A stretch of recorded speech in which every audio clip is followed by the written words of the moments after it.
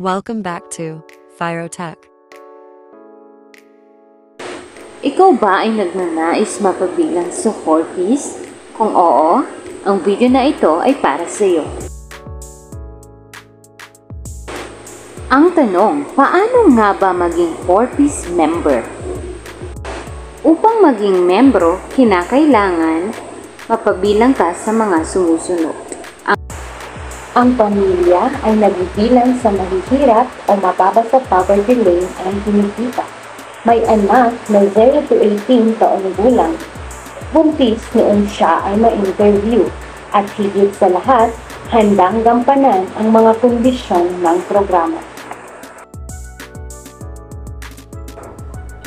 Upang matukoy kung sino-sino ang nararapat na mapabilang sa programa, dumadaan ito sa proseso na tinatawag na listahanan. Ang listahanan ang siyang naatasan ng house-to-house survey o interview. Ang lahat ng na-interview ay walang garantiyang mapapasama sa 4Ps. Paalala, ang 4Ps ay hindi po ina-applyan. Bagkus, dumadaan ito sa proseso na tinatawag na listahanan. Naway may natutunan tayo sa ating paksa ngayon. Maraming salamat!